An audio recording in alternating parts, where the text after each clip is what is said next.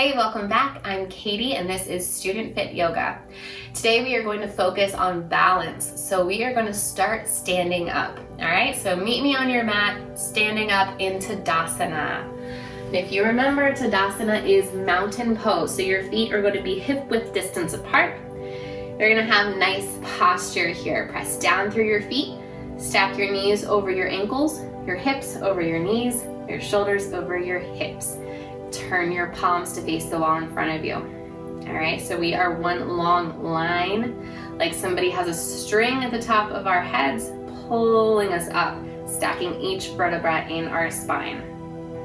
All right, from here now I want you to bring your palms together in front of your heart.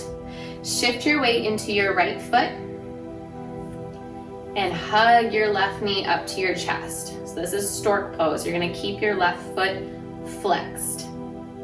All right, and I want you to breathe here. So a lot of times when we come into challenging poses, when we come into poses where we're balancing, we're so afraid that we're gonna fall that we hold the breath. And I don't want you to hold the breath because the breath is what is gonna help you through the challenge. It's gonna help you stay standing. So tune inwards right here, hug your knee up a little bit higher. And balance may come very easily for you, or you may feel like you're gonna fall over as soon as you pick your foot up, right? Everybody is different. We're training the body to feel a little more comfortable with balance, with standing on one foot. One more breath in. Good, exhale, put your left foot down. Shift your weight over to the left side of your body. Hug your right knee up. Keep your foot flexed, Stork Pose. Again, pay attention to your breath.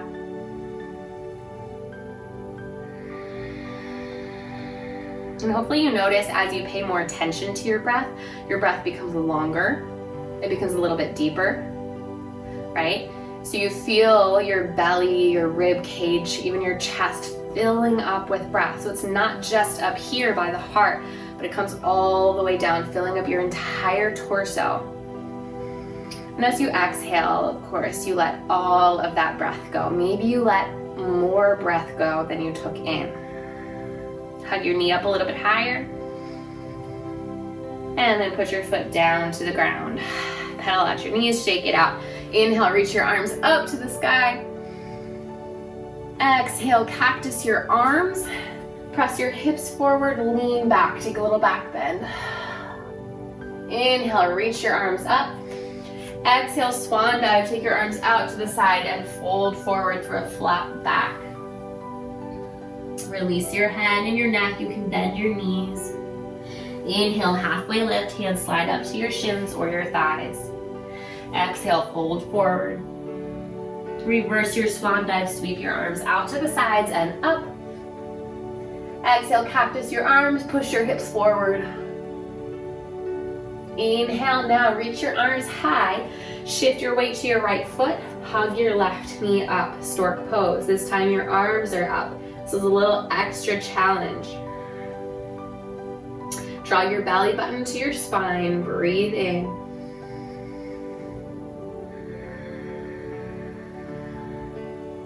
Inhale. Exhale, push your foot down, shift the weight to the left foot right away, hug your right knee up. So you're building strength here in your arms as we're also working on balance. Breathe in. Exhale. Hug your knee up a little bit higher. Exhale, put your foot down, swan dive, fold forward. You can bend your knees as you go. Breathe in, flat back. Breathe out, fold. Reverse your swan dive, come all the way up.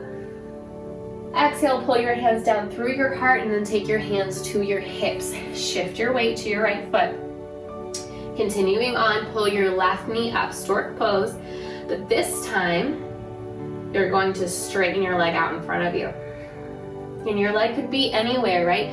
Maybe your leg is pointed down to the ground. Maybe it's almost parallel. Maybe it's parallel. Maybe it's more than parallel, right?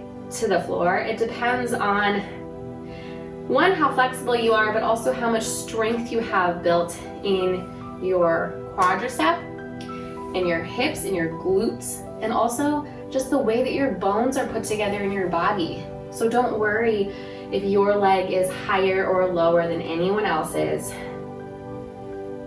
Try to lift up from your quad. Breathe in. Exhale, put your foot back down. Shift your weight to the left. Hug your knee up, starting with Stork Pose, and then you extend the leg forward. And you'll notice the longer that you hold it, your leg wants to start falling down. I want you to try to use the strength of the top of this thigh to lift your leg higher. You might feel some shaking, that's okay. Breathe in and out. Another inhale. Exhale, put your foot down to the ground. All right, now we're gonna take that, but we're gonna start to move the leg out to the side. So, I don't have my strap handy. All right, if you have some kind of like rope or belt or any kind of like fabric, like a bathrobe belt would work too. If you know for a fact that you cannot reach your toes, then that can be really helpful. If you don't have that though, I'm gonna show you some options. So we're gonna start again on the right hand side. Bring your weight into the right foot. Hug your left knee up. Take your hand onto your knee gently. Now, if you know that you can reach your foot, you can extend, well actually first you're gonna take your peace fingers, hook your big toe, okay? And then extend your leg forward. So you might be here. That might not be working in your body, in which case I want you to take your hand onto your, onto your shin and hold it, okay? So you can keep the knee bent. You choose what's gonna work for you. And once you have that nice grip, you're gonna open your leg out to the side. So your knee might be bent with your hand to the inside of your thigh, gently pressing it open. Or you might have the toe hold and be sending your leg out, all right? So it just depends on what is gonna work for you today. But our hip is open now. I'm gonna keep my knee bent. And so we're feeling this now, back in the outer hip, in the glute. Another breath in. And slowly start to close off your hip. Bring your foot forward. If your leg is extended, bend your knee, release your foot, put the foot down to the ground. Whew. Other side. Take your weight into your left foot. Lift your right knee up. How are your feet feeling? Huh? This is a lot. Our feet are not used to being used really one at a time. So sometimes this can make your feet feel tired. It's all right. So you choose again. Are you gonna keep your knee bent, or are you gonna go for the toe hold and extend your leg forward? And then you can extend it out to the side here, or you can keep it bent and use your hand to open up your bent knee. Totally up to you. We are gonna open it up. Feeling that on the back side of the body. Try to avoid gripping the ground with your toes. A lot of times we start to feel unbalanced, our toes want to grip on for dear life. Try to find some ease through your foot, all right? Sounds like a weird sentence, but find some ease through your foot, all right? One more breath in. Slowly close off your hip. Bend your knee if your leg is extended. Release your hand. Put your foot down. Shake it out. Nice. Inhale, reach your arms up. Exhale, let's take a swan dive, fold forward. And let's chill out here for a minute. Drop your head, bend your right knee. Straighten the right knee, bend the left knee. Use your breath here as you pedal out your feet. This can bring some relief into your low back, as well as be a nice stretch for the side of your leg, your IT band.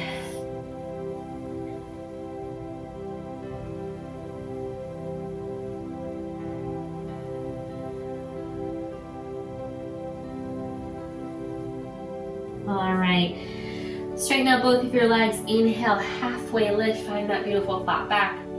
Exhale, fold forward. As you inhale, reverse your swan dive. Take your arms all the way up to the sky, look up. Exhale, bring your hands down in front of your heart. One more balancing pose today, and that is going to be Warrior 3. So, meet me at the top of your mat. Actually, no, meet me toward the center of your mat. All right, shift your weight to your right foot, just like we've been doing. Hug your left knee up, but this time, instead of taking the leg forward or out to the side, we're gonna take it back behind us. So, your standing leg stays straight. You're going to kick your left leg back behind you. Press your heel like it could touch the wall behind you. We want to even out your hips, so left and right hip are in line. Left toes point down to the ground. And if you fall, it's okay. Come right back into it. So you want to think about your body becoming like an uppercase T. All right, now your hands can be at your hips, at your heart, or you can extend your arms forward, biceps in line with your ears. So now you've got a lot more going on here, not just balance, but you're also holding your body in a different position with your torso forward and your leg behind you. One more breath in. Take a little bend in your standing knee. This is so much strength here. See if you can draw your left knee back up to Stork Pose. And then put it down. Whew. Hands to your sides. Let's do it on the other side. Shift your weight to your left foot.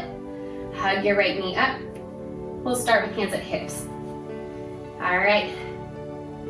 So your standing leg is strong and firm, grounded to the earth. Press back through your right foot. Keep your hips nice and even. Become that T shape. And then choose what you want to do with your arms. Staying at your hips, at your heart, or for the most challenge, reaching forward.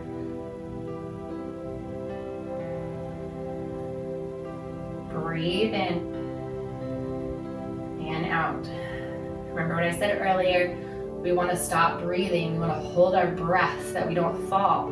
But that's what makes you wobble more. Keep breathing. All right, ready for that strength challenge? Little bend in your standing knee. Come back up right as you hug your right knee up to your chest, Stork Pose. Put your foot down on the ground. Inhale, reach up. Swan dive, flat back. Halfway lift. Exhale, plant your hands. Step your feet back toward a downward facing dog, but then come down onto your shins. All right, we're gonna stretch out the feet.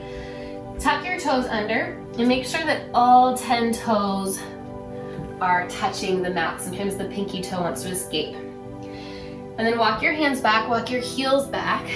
Maybe lift yourself up so that you're sitting on your heels, your toes are tucked under. This is gonna be a really intense stretch for the bottoms of your feet. Some people are really not gonna like this pose. I used to hate it.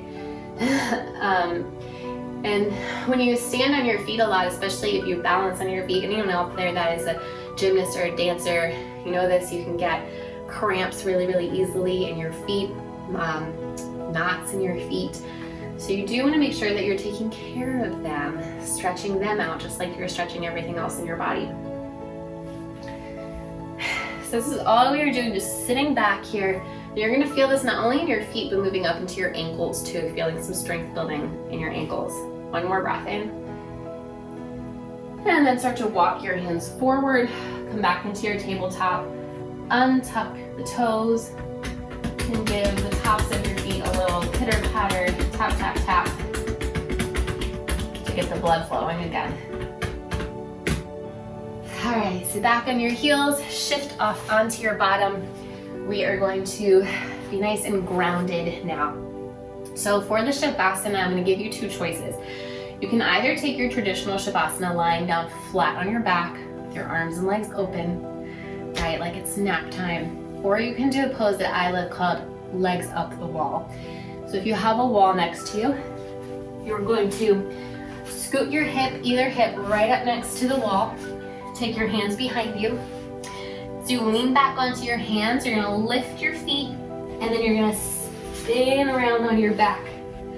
So that your butt, your legs, your heels are up against the wall. Your back is on the ground. You can take your arms out to the side. You can reach them above you. Maybe close your eyes. This is gonna feel really good after doing all of that standing balancing work on your feet and your ankles, because you're gonna start to feel the blood rushing out of your feet down into your legs. You'll start to feel a cooling sensation in the bottoms of your feet.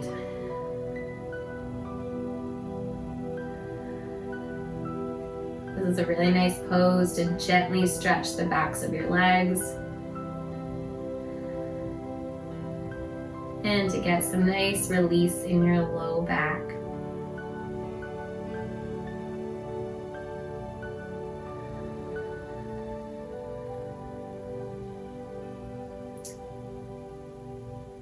So as your breath slows down,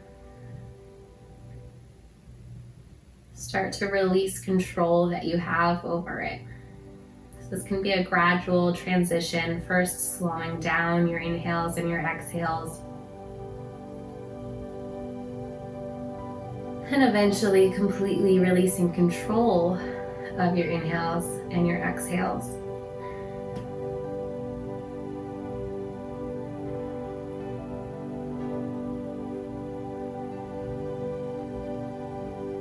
Notice the natural pattern of your breath as you release that control. And allow your body to melt a little bit deeper into the earth.